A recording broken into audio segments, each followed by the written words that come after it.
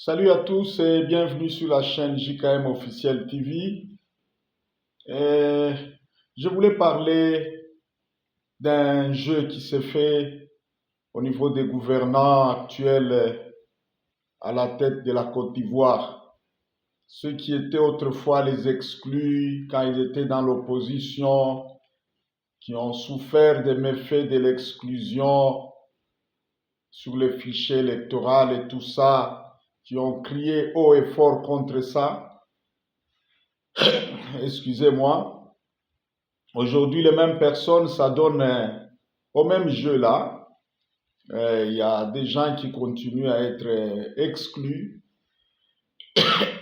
et apparemment avoir l'allure des choses.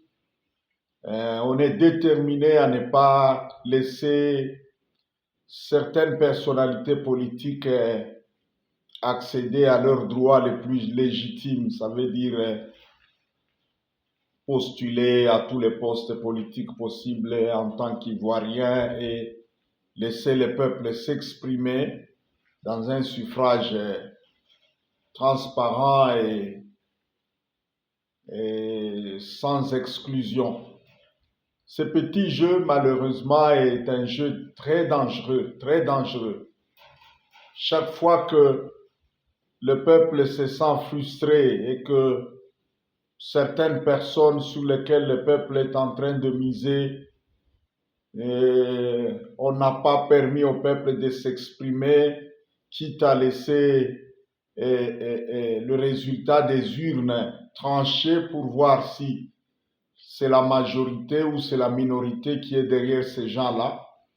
Quand il n'y a pas cette transparence-là, il n'y a pas cette inclusivité-là, ça aboutit toujours à des frustrations, ça aboutit toujours à des tensions sociales, ça aboutit toujours à des problèmes. Et l'Afrique est toujours en train de tomber dans ces cycles-là de petits problèmes comme ça. Et je pense que si M. Alassane Dramane Ouattara, avec son parti qui jusque-là, c'est parmi les grands partis, partis populaires en Côte d'Ivoire. S'il est sûr de ses capacités, de sa force et de son poids politique, je pense qu'il n'a rien à craindre à laisser Laurent Gbagbo, à laisser Guillaume Soro postuler aussi. Il n'a rien à craindre.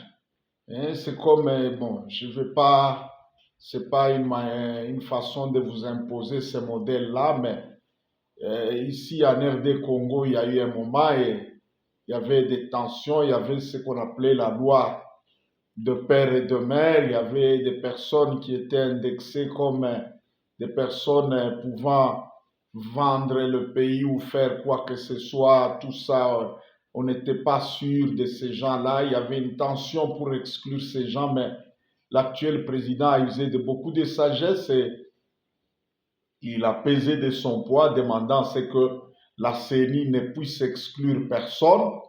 Et après ça, le peuple a manifesté son choix dans le fait que les résultats des urnes ont donné une victoire très large à l'actuel président. Et après ça, malgré que les politiciens reconnaissent difficilement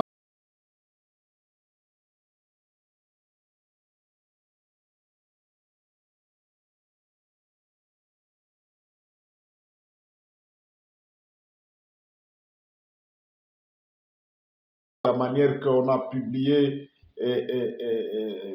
bureau par bureau, ville par ville, province par province, et le tout apparaissait à l'écran là. Il n'y a pas de problème et le pays est calme, à part la guerre là qu'on est en train d'affronter, une guerre aussi très politisée. C'est la guerre mondiale que nous vivons en RDC. Bon, ça, c'est pas tellement le problème, mais la Côte d'Ivoire a l'avantage d'être en paix. La Côte d'Ivoire a l'avantage d'être unie et soudée. Et le peuple ivoirien a déjà assez de maturité pour savoir qui choisir. Alors, je pense que c'est bien de laisser le peuple s'exprimer. Mais autrement, les mêmes causes produisant toujours les mêmes effets. Autrement, il y aura des troubles, il y aura des tensions, il y aura des problèmes. Donc, exclure certaines personnes, c'est préparer, jeter les fondements et les bases des troubles et des tensions au pays. L'Afrique souffre déjà beaucoup de ces histoires-là. Et il y a des ennemis de l'Afrique qui attendent toujours la moindre opportunité pour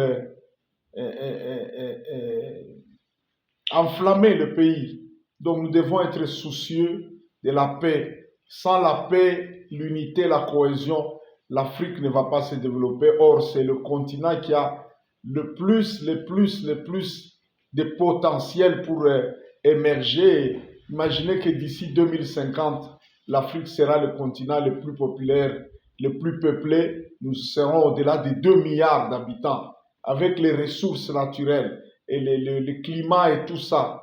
Nous avons toutes les chances pour émerger, mais nos autorités, nos politiciens, il y a... Non, je ne sais pas, il y a quelque chose à refaire dans la manière de concevoir le pouvoir.